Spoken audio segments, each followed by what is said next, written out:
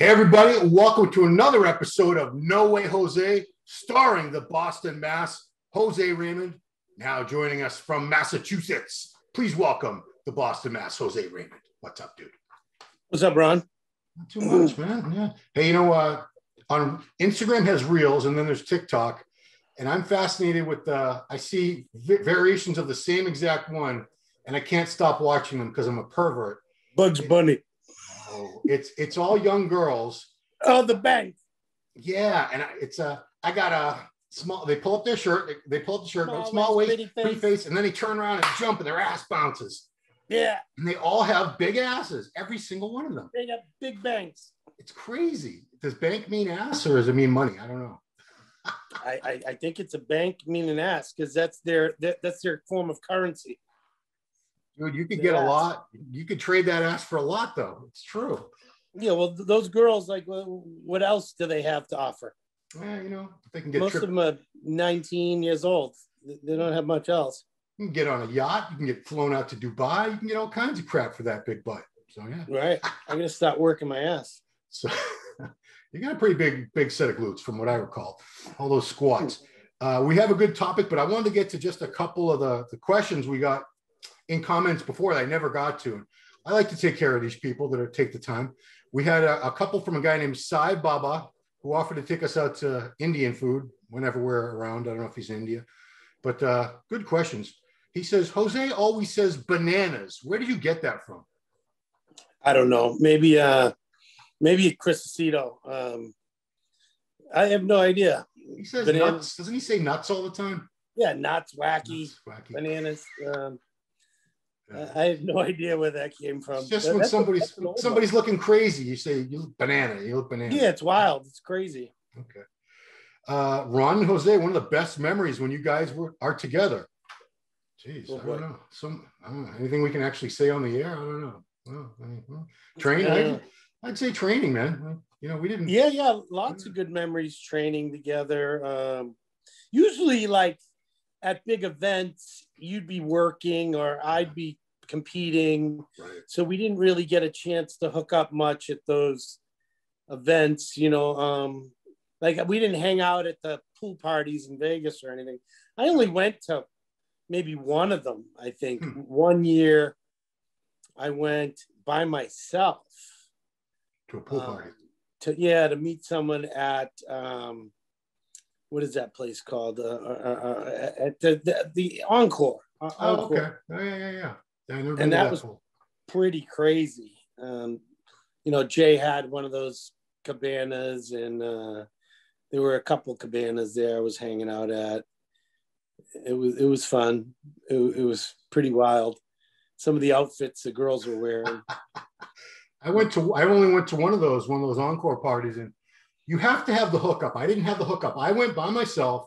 Luckily, I met someone from the area that was inside that hooked me up with a table with a bunch of dumbass guys that were feeding her drinks, and I stole a bunch of their drinks. But yeah, if you're just a regular plebeian going to those things, man, it's not fun. You want to have the hookup. You want the cabana. You want the VIP treatment, all that good shit. So yeah, one year when I was there, it's funny. I'm not even going to say who it is, but this girl was wearing a bikini that was just like a strap going up and a strap going through her vulva, and literally you could see her entire genitalia. There was a small string going right through the middle of it. Wow. And walking around just like it was cool, like that was the style. Wow. And I was like, oh my God. And not 10 minutes later, her boyfriend brings her over to me and he's like, hey, will you take a picture with him? I'm like, oh my God. I'm like, this is someone. And I want to say she was a pro bikini competitor at the time. This was like 2012. Right. And man, I couldn't believe that he was walking around with her, like showing her off. Like, yeah, this is cool. I'm like, dude, her entire genitalia is exposed. But it was a string, so it's not like she could like cover anymore, right? No, there was nothing else there to cover. Wow. It was the style. And maybe she had too much junk in her trunk. She had too much exposed, that's for sure.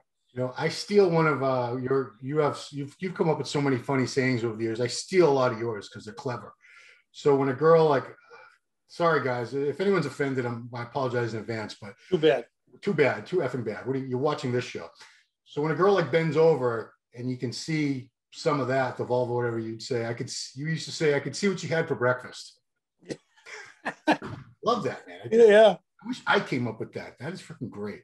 But I'd say training, like I think most of our workouts were when you used to train up in Woburn at that Today's Fitness place. Yeah. I used to go up there about once a week or every other week. Yeah, we had a few at your place there in was it Stoughton? Yeah, Stoughton. Yeah. Yeah, we had some good ones there when Flex was down. Oh yeah. We had a couple good workouts.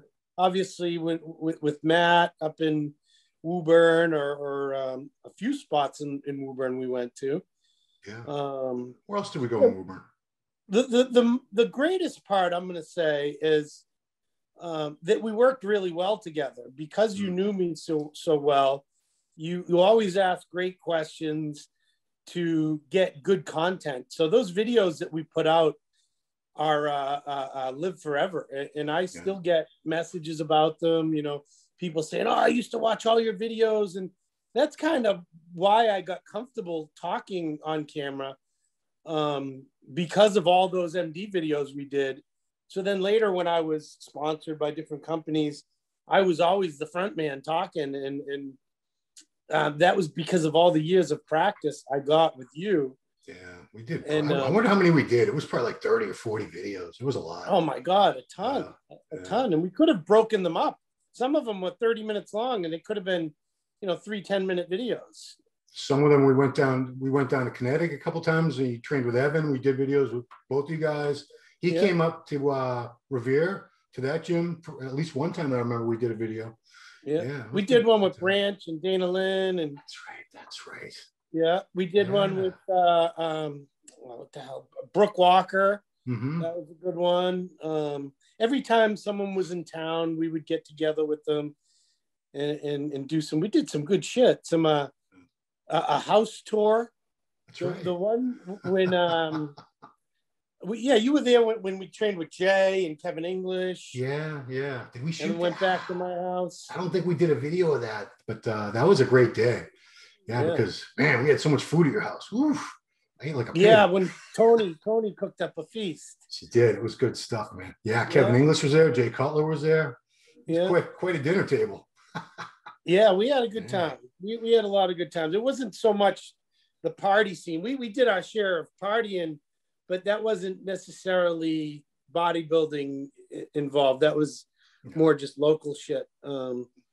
But yeah, my fondest memories would be working with you because I honed my craft, and it was a very important part of my career because it did help get my face out there a lot more, and people got to know who I was as opposed to just knowing what my physique was like.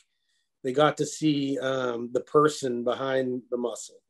Yeah, and they were, I think they were a good mix. You trained super hard, but between sets, you would laugh and joke, and we had a good time. Those are good times. I remember. Yeah.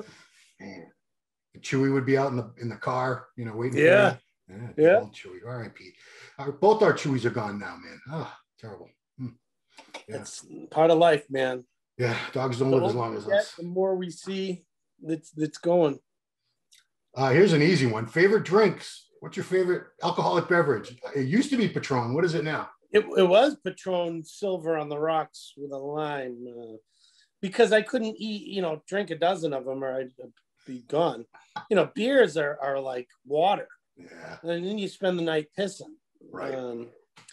But then I had a bout with what were they? Espresso martinis. I love those. Yeah. Those were good. And then sometimes I'd have a Belvedere martini with the blue cheese olives. Oh my God. Slightly dirty. Those were good. I had a dirty martini. I didn't know what a dirty martini was, and I ordered one time, and I was like, "Oh, I gave it to somebody. It was disgusting to me." Yeah. Yeah. I haven't had a drink in a long time, so I don't know. For me, it's just vodka with any kind of flavoring. You can throw anything in there. Oh, God, Yeah. Kool-Aid. I don't care. Last one from this guy. Ron is always easygoing. What's the secret? I'm not always easygoing. I have a lot of anxiety. Yeah, I mean, I'm easygoing on camera, but off camera, I can freak out if like I'm 10 seconds late for a meal, or it can be any number of things. I'd like to say I'm easygoing, guys, but I'm not. I don't have my shit as together as you guys seem to think I do all the time anyway. And I'll get this. Someone said, Ron, are you getting ready for Masters of North America or something? The answer is no, not getting ready for anything. No, I'll let these guys have their fun and do that. We're actually going to talk about competing in a couple minutes. That's the main topic today. Zolt Horvath says, yo, Jose, why not throw the kitchen sink at an open class show at one final showing? I would, but I have too many injuries right now. I would have been damn close to ready right now if I didn't come up with shoulder injury. And it's nothing that happened in the gym or anything in particular that I know of, but I started getting real bad neck trap pain. And then it was running down my shoulder blade into my front delt, down my arm, my thumb's going numb. And I went and had an x-ray, and the doctor's like, dude, you need a shoulder replacement. When was this? This was a couple of weeks ago. Oh my gosh. Wow. And he said, you're bone on bone. I don't know what to tell you. He's like, we can schedule a couple cortisone injections. But, here I am worrying about my hips, and my shoulders were garbage all along. I knew that they had been bothering me for a while because I was having trouble hitting a front double. My left arm doesn't have external rotation. Yeah. And now it's just gotten worse and worse. So as far as muscular, I could stand with pretty much any 212 as far as muscularity goes. And I know conditioning, I could match or outdo most of them, but I can't pose. Yeah.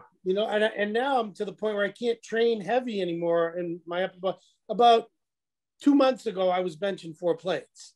Wow. And doing 315 for 25 reps. And now I have to stick with 2 plates and just squeeze the muscle and I'm still training. Right. But, unless some miracle happens where I can train comfortably and I can pose again, because that's the biggest issue. I can't even hit a front double, and that was my best pose. I certainly couldn't hit a lat spread now. Wow. Can you grab that one for a side tricep or no?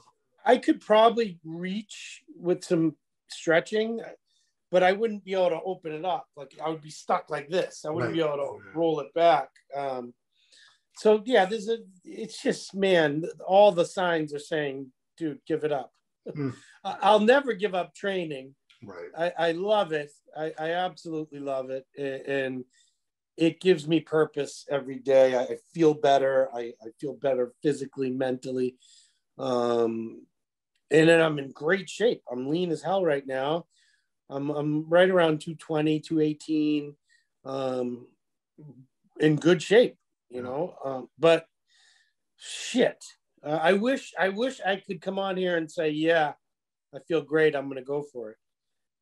I wondered how your shoulder, like Matt, I don't know how his shoulders are not disintegrated by now, because he's been training about as long as you. Maybe not quite. You started like 8 years old. I mean, geez, if you're like 47?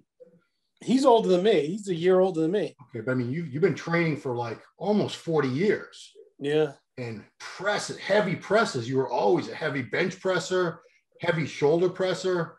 So the amount of wear and tear on that shoulder joint, I'm amazed it took this long. I'm sorry to hear this is happening, but I don't know how you can't go on forever. Eventually the cartilage wears out and you're bone on bone. I've been at that point for years now, years. Yeah. But Ken Johnson had his shoulder done. He's got a good guy in Waltham that I went and had a consult with. I never got the surgery. But who was it? Do you remember? Oh, was it McKeon? Brian McKeon? No, that wasn't it. If I heard the name, I would remember it. But it was like on Did first. Ken get a replacement? Yeah, he did. And does he train?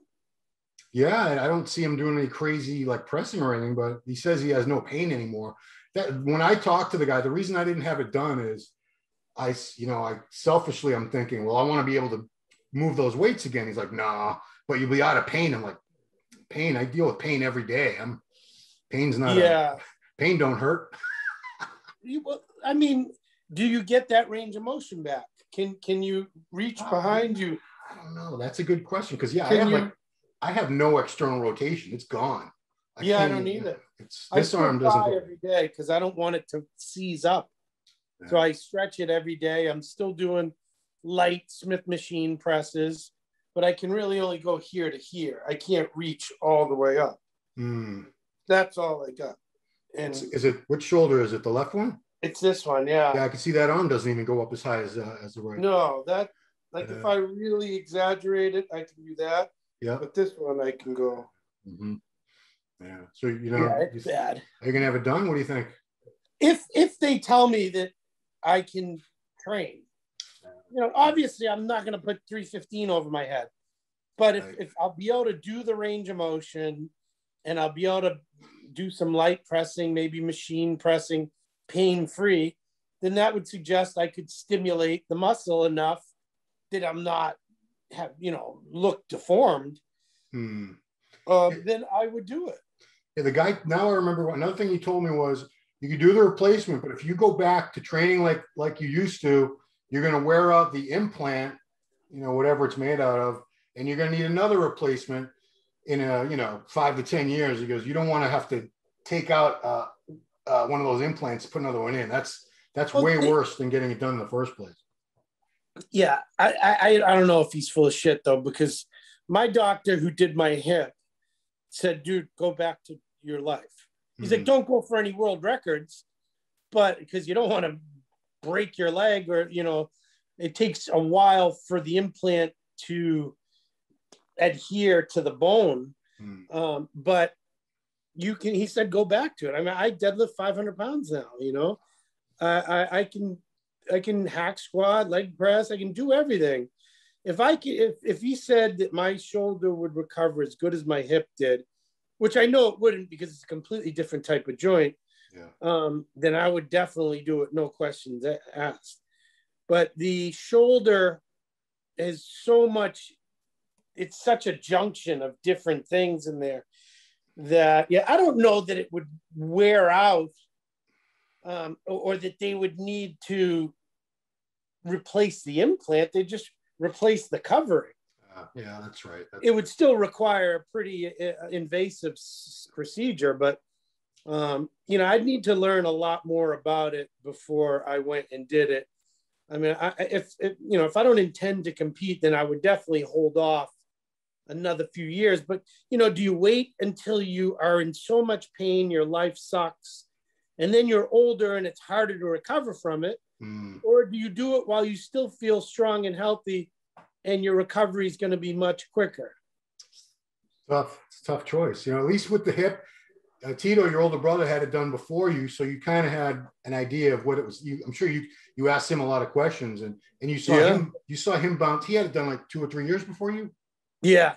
So you saw his recovery, and you saw how he bounced back from it. So it was amazing. Yeah, that's what encouraged me. I knew how strong he was, and getting back to squatting and deadlifting and doing everything, feeling great, pain-free. I'm like, hell yeah. So my recovery was unbelievable. I talked to Jorge Betancourt. Oh, yeah. He texted me the other day. He said he's feeling amazing. Oh, he had his hip done too, right? Yeah. So you had given him my number, and he called me, and we talked, and I said I couldn't recommend it any higher. It's like, I was excited for him to be pain-free. And sure enough, he got it done. He texted me. He's like, oh, it's amazing. Thank you so much for your support. And he said he feels great. And I felt amazing. Within a month after the surgery, it's like nothing ever happened. Wow. That's great. Yeah. But that's why I say it's a different joint. It's not like the shoulder. So I'm going to have to look into it. And I know we have the best surgeons in the world in this general vicinity, right up by you in Waltham. Yeah. There's so many surgeons in our area who have worked on Patriots players, Celtics players, Bruins players, Red Sox. So, we obviously every big city has sports teams, but we've had some of the best sports teams. So we've had a lot of good orthopedic surgeons working on these guys, keeping them in the game. So Right. yeah. Last question for Jose. Who's a young up and coming bodybuilder you admire or respect? Oh boy, Young up. Shit, they're all young to me. Everybody under 40 is young. Even Flex Lewis is young to me. That's right. You know, I really like and appreciate all of them because they're hardworking kids. They're hustling. You know, how young is young? I love Sergio.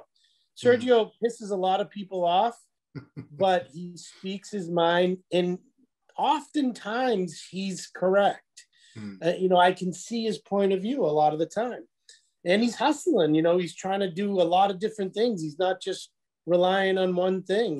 He's working. Yeah. I love what Sean Clarita has done. You know, he stands for everything, like adversity and consistency. You know, who would have thought that kid, even 4 years ago, who would have thought he would be number one in the world? I knew he was good. I always loved his physique. I always thought he was good, but I never thought you know, and he did. He believed it. So, you know, I love that about him. And, you know, he's not sitting still, just enjoying it. Not only is he out promoting and he's doing a good job with his social media and doing a lot of fun stuff, but he's getting better. Yeah. He's gigantic. He's grown astronomically since he won. Yeah. You know, I respect the hell out of that. You know, I love Nick Walker. He could go on and have his own primetime show. He's hilarious. Because he's so funny.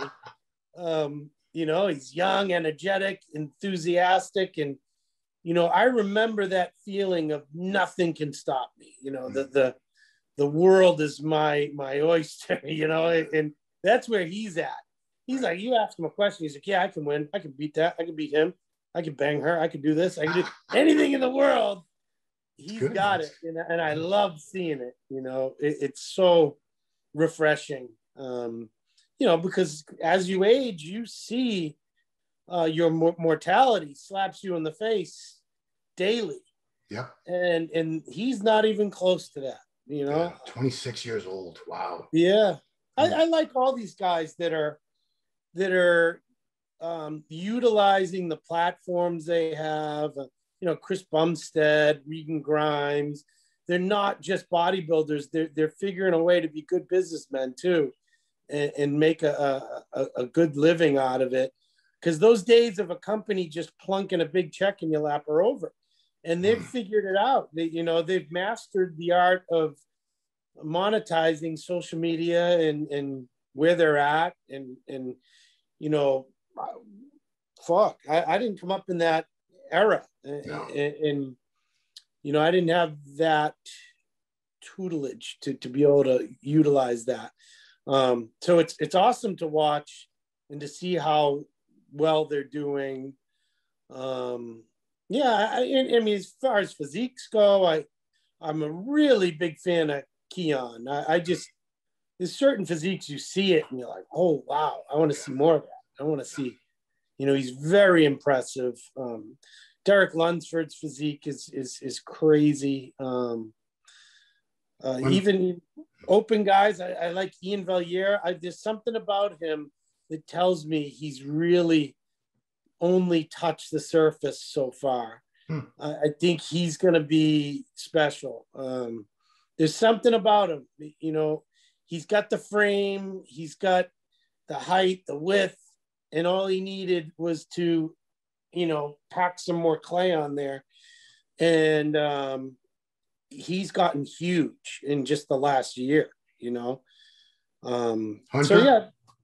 Who? Hunter. We got to mention Hunter Labrada. Yeah, I love his physique. Yeah. I don't want to sound negative in a way, but it's like he's Lee Labrada's son. That'd be good. You know, he's got Lee Labrada's genetics and his mother's 5'10". Right. How couldn't he go wrong? You can't lose. You know? Yeah. But yeah, I mean, as far as a fan of his physique, he's incredible. And of course, it takes a lot of hard work to capitalize on those genetics. But you know, he hit the lottery when he was born. Absolutely. You know, and I don't know that someone like Ian didn't also. His parents might be gods too, but you know, I bet the Bumstead's parents, because Chris and Melissa are both pros. I bet either their mom or their dad, one of them is like a stud. They have to be. Yeah, they got to be. Well, it comes from somewhere, that's for sure. Right. Well, there's a whole list of young up and coming people to be excited about. You know, and some of them we don't even know how old they are. They just, you see them like, wow, this guy's awesome. But that like that Nathan Epler kid, just won New York Pro 212. He's only like 26, 27. Yeah, is he really? Yeah, he's a young guy. Yeah. I think he's going to run into a decision soon, though. Yeah, he's 5'8". 5'8", and where do you go from here? He's got to be close to the. Oh yeah, he's right there. Or even if, let's say, he's 207 at the last show, 5 pounds is not a lot on that frame. No, he'll be better, but how long can he stay 212? What does he do? Yeah. And I'm making the call right now that like Lunsford is also running into that decision, probably as we speak. It's like, you know, he's probably shredded, just starting his prep, and still 250. Wow. Yeah. What do you do? Yeah. He was 255 when I saw him at Flex's grand opening, and he looked incredible. Like round, not fat at all. You know, he was holding some water. He wasn't holding 40 pounds of water, in fact. No way. Wow. So it'll be interesting to see what happens in the next few years with these guys, you know, who it's always exciting to see people just come out of the woodwork that, you know, because Lunsford, I never would have imagined Lunsford would look like this. No way. No. I mean, I knew he would get better. I didn't think he was going to get this big. You know, he turned pro at 190, 198. You know, I thought maybe he'll be like really good around 205, 210. I didn't see him getting a lot bigger than that, but geez, did he get bigger. Oof. So this is probably I'm guessing this is last year as a 212. He is honestly the biggest person I've ever seen at that height with that kind of shape. Yeah. Like, I don't recall anyone. I mean, even Lee Priest. Lee was, you know, they're about the same height. Maybe Derek's probably an inch taller. Yeah. Maybe an inch and a half taller. But Derek is way wider. Oh, with man. Way crazier lats. And, you know, his legs are starting to match that crazy lat with, you know, holy shit. I've never seen anyone that big and that pretty still. You know, he still has a real pretty shape. He's got clavicles as wide as like a guy who's like 5'11" or 6 foot. Easy. Yeah. They're out to here. Yeah, I think he belongs in the open. He will be. He will be. You know, no matter what happens at the Olympia this year, I think he should go and do the New York Pro next year. Open. In the open. Yeah, I could see him winning that for sure. Easily. Yeah. Yeah. All right. Well, geez, we covered a lot of stuff. We haven't even hit the main topic. So let's get into it. You get asked this question all the time from people that you coach or that just hit you up on Instagram or wherever. Should I compete? Should you compete, guys? Every bodybuilder that's been doing it for even these days, if they've been doing it for like a week or two, they start thinking about competing. So let's help these guys figure it out. Should they compete? So what are the things you would ask a guy, sort of like an interview situation, to see if they're ready to compete or if it's something they probably should consider later on or maybe never? Well, number one, do you want to? Yes. That's the most important thing. Do you want to, or did people just tell you should? I mean, if you don't want to, then don't do it. If it's a desire and you really think you want to, first of all, there's a lot of time, a lot of sacrifice, and a lot of money. It's an expensive hobby. And if you don't truly want to do it, you're going to be disappointed because you're going to find out how much you spent on food, supplements, a trainer, a coach, a suit, traveling, all this stuff. Entry fees, tanning, spray tanning. you got to join the federation. Then you got to pay to do the show. Yeah. You're in for it for thousands and thousands of dollars. Oh yeah. For zero reward other than a self gratification that you accomplished that goal. Now, if you're okay with that, then that's awesome, and that's the way it should be. Yeah. And I mean, it should also be said that if you're in a bad financial spot at the moment, competing is, do not compete. You know, if you're struggling to make your rent or your car payment or your child support payments, whatever it is, if you're struggling financially, do not even think about competing, because it's a lot of money between everything Jose just talked about. It all adds up. And if you're going to look, if you think someone's going to pop out of the woodwork and say, I'll sponsor you, yeah, good luck. Unless, you know, it's in exchange for ass or something, but you don't want to go there. So yeah, that's it. First consideration. And do you want to? That's a good thing, because I've seen guys with great genetics many times, and I'd say, you got great genetics, you should compete. And they're like, I don't want to do that. I don't want to get up on stage. And then, you know what? It's their choice. You can't make somebody want to get up on stage in little trunks shaved down and all that stuff. It's not for everybody. Well, you'll find out if you want to when you have to go through grueling 5 a.m. step mill sessions and hours upon day, you know, between preparing your food, eating your food, carrying it around, taking it with you everywhere you go, cardio in the morning, training, cardio at night, posing. It takes up the majority of your day.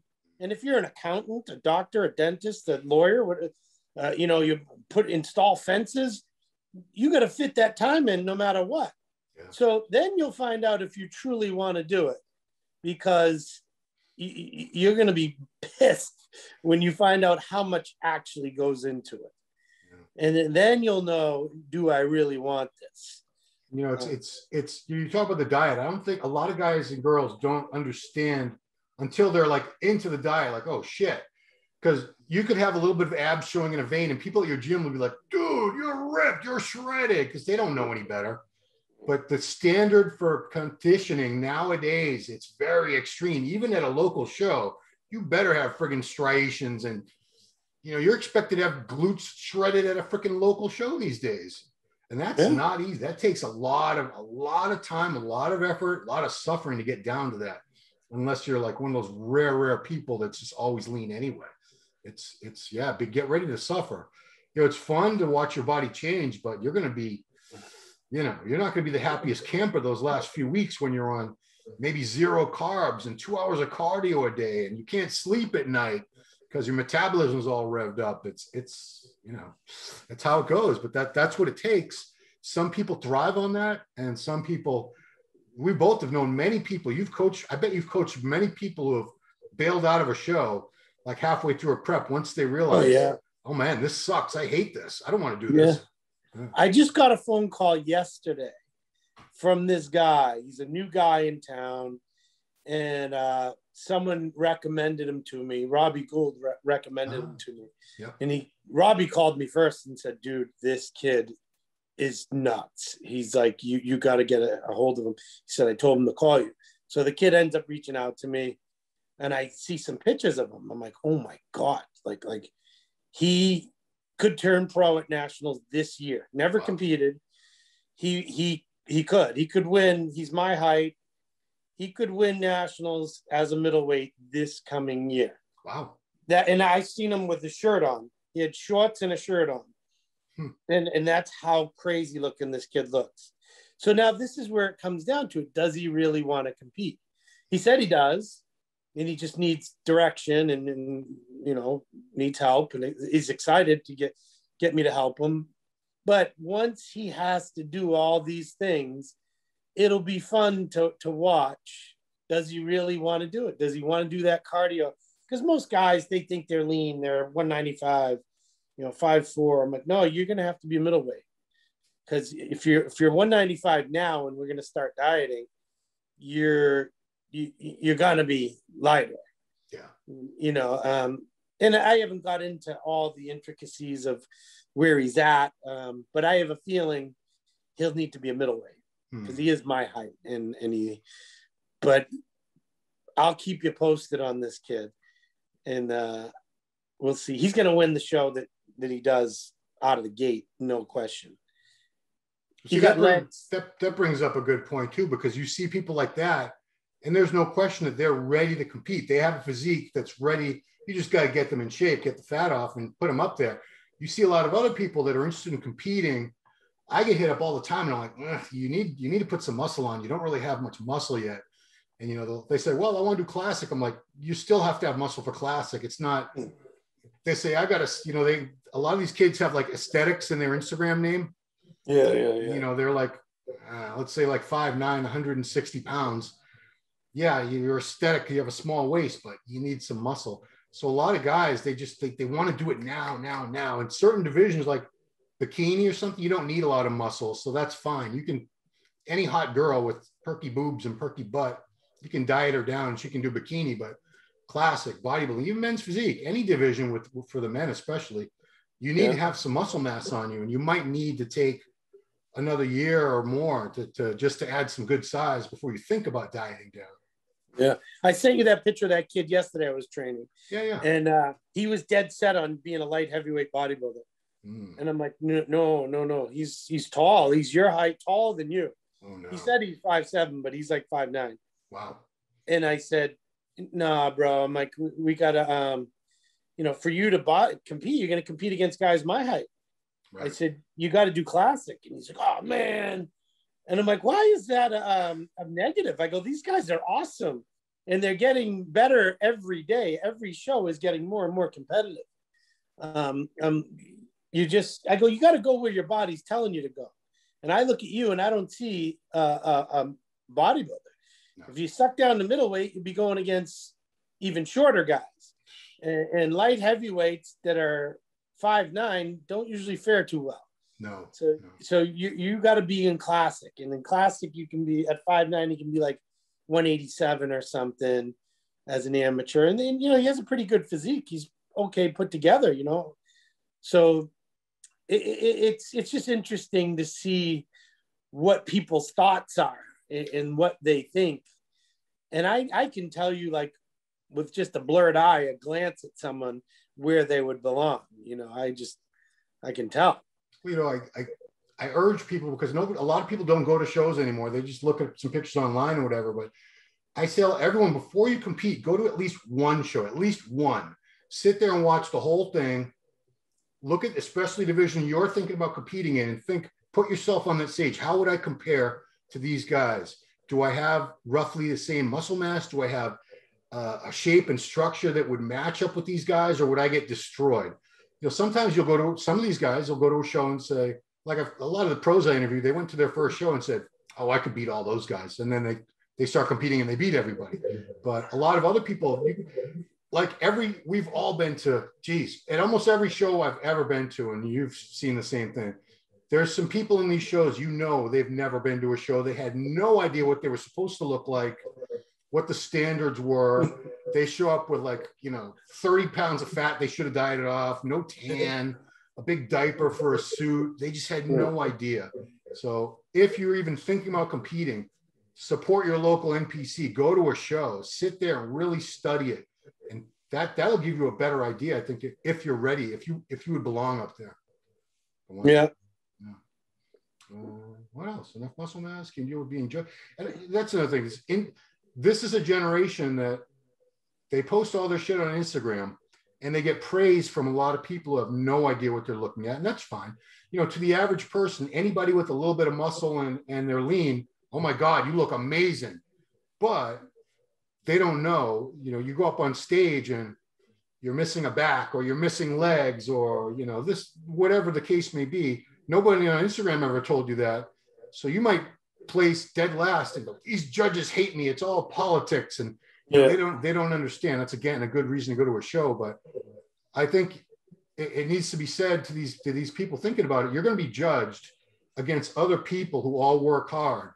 They're putting in the same amount of work as you. Can you deal with someone better than you on that day beating you, or a bunch of people better than you on that? Because that's a very likely scenario, especially your first show. Some people I've seen people at shows get so enraged at their first show when they don't do well, because they expected to do so much better, because they had no idea that this is a social media age. Everyone told them how great they were. Everyone at their gym said, oh my God, you've got to win. I can't imagine you not winning. Well, like I said, you're up on stage with all these other people, and the judges have to pick who they feel is deserves to win and play second, third, fourth, fifth. And it might not be you. Can you deal with that? If you can't deal with that possibility of losing, don't do this, because it's not guaranteed that you're going to win. You don't know who's going to show up that day. Yeah. Yeah. This being the youngest of 8 was the greatest thing that ever happened to me, because I learned to get my ass kicked and I learned to lose and be last in everything. Wow. So then when I won something, it's a big surprise, you know? So single children and spoiled, rotten children should not compete. Well, that's a lot of kids today. You know, most people aren't pumping out 8 kids anymore. Those days are gone. Yeah. They should have been back then too. My mom cranked out 7. I don't know what she was thinking. But she wasn't. Well, I think we covered a lot of ground today. So appreciate it. You want to talk about the Puerto Rico Pro real quick? Did we? Oh yeah. Did you already do that? No. I mean, we did the preview. We haven't done a recap. Just cut it and make 2 videos. No. Let's do it all. Because it won't take long. I didn't. This guy that won the 212, I had never even heard of him before. Actually, Cody Montgomery. No, it wasn't Cody Montgomery. Yeah, it was. He changed his name to Piotr Biarecki. Polish kid. What are you talking? No, he was. Does he look like? He looks a lot like Cody. Yeah, he really does. He's got those popping shoulders, really wild separation, like in the pec, shoulder, arm region. He was good. He was wide, and he had the classic physique. I guess he had switched from classic. Yeah, I looked up his contest record. It was like 6 pro classic shows. This was his first 212 show, I think. Yeah.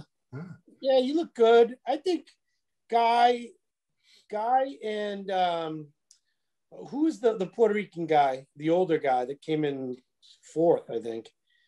Malcolm. Just throw away the results. I know who you're talking about. He was hard as nails. Is it Milton Martinez? Is that who it was? Milton, yes. Yeah. He was shredded, dry, looked awesome. But they him and Guy were the 2 hardest.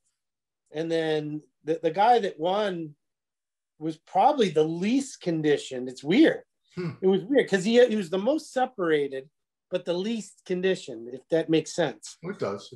Like, you could see the roundness of all of his muscles in his back and his shoulders and pecs. He looked really good. It was a really pleasing physique, but he wasn't hard. He had no glute, hamstring, anything, Really? Yeah, which was weird and confusing to guys like Guy, who was considerably harder, and Milton Martinez, who was considerably harder. It was weird, but I can see what they did. None of them knocked it out of the park. If that guy had crazy striated glutes and hams, then he would have won easily. Because Piotr, I can't pronounce it. Piotr, I think. It's like Peter. Probably, yeah. Borecki, I think is his name. Yeah, Borecki won. For all the results. But Guy, you got to give him credit for the injuries he's had and his ability to come back from the injuries and play second in a show. I know he's really disappointed, but I think that was a victory in its own way, from coming off of some really serious injuries, and it wasn't his best, and he still managed the second. Yeah, good for him. Let's get to the Open, because Hakeem's on a roll, obviously. 6th place at the Olympia. He just qualified again for the Olympia. Did you see the improvements in his back? That's what I was really trying to figure out, because he does have high lats. I don't know if he's ever going to have much in the lower lats, but it looked like there was a little bit more detail, at least a little bit more thickness. What do you think? Again, similar to the Borecki guy, he had the separation, but not finite detail in his back. I know his quads were crazy striated. The rectus was striated, the teardrop, everything. But in his back, he still has that, like, it looks a little watery, little, I don't know. He didn't need it to be striated because he's so freaky, and he had just enough of everything. to win. It was well-deserved win. I would say that. And our other guy that, Mohammed Shaban, that was another one of our favorites. He took second. I thought he looked really good, really good. And that's kind of what I predicted. I thought that he would beat Hassan because his condition was better and his shape is really, really nice. Yeah. I'd say out of the top three, his shape was the best, like the most appealing. Your eye would go to him. Like his midsection was tight and the front double, he had really nice everything. But when you turn to the side chest, side tricep, that's where Akeem just destroyed everyone. It was crazy. And as big as Hassan's legs were, Akeem's legs looked twice the size from the side. From the side, his legs are bigger for sure. Yeah, I think he's got a lot more hamstring than Hassan does. And it's really deeply etched. Lots of detail on that side leg, glute. I think he can still be better, Akeem. I think if he is another one, if he brings a dry condition in the lower back, because I think he kind of he does something where the lower back is not tensed, it's more crunched down. And if he's able to just dry out crazy from behind, he could be top 3 at the Olympia, never mind top 6 again. Oh yeah, I see him definitely moving up from 6 for sure this year. I do too. I think he leans back a little bit in the rear double. I think that's what the issue is. That's what it looks like is going on to me. And I think it's a calculated decision. I think that's something that maybe Justin tweaked with him in his posing, because he has such high lats that when in doing that, it kind of made it symmetry wise look a lot better. That's what was different, but it didn't do anything as far as conditioning in the lower back. It's a hard thing. I really analyze a lot of these photos and try to figure out what's going on. And I noticed that was a little different in how he was hitting the rear double, which made it look more separated and knotty. There was bulbs of shit everywhere. And he's just so much bigger. He really is a lot bigger. I would venture to guess that he was 265 to 270. Yeah, I think they said that's what he was targeting. I didn't talk to him. I need to talk to him soon anyway, but I remember him telling me that Justin thought he was going to be about 270. So he's probably right in there, 265, 270. I bet he looked it. He looked it. He looked awesome, man. His shape for such a big guy. His quads are awesome. His arms look like they're 40 inches. I mean, his front double bicep is one of the craziest ones in the sport, because the quad sweep, he's got those biceps that peek out crazy. The tries sweep out, little tiny waist. Everything's big on him. So bananas. Good for him.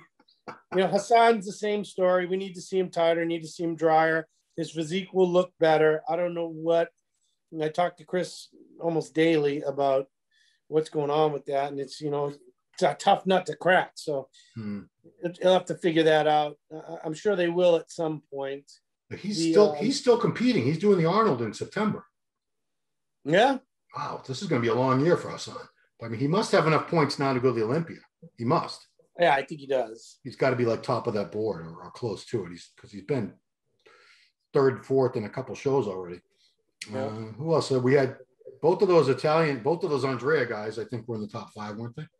Yeah, Presti and Muzzy. Yeah, I'll figure out the difference between them soon. Right now, I'm still confused, but they're both very good.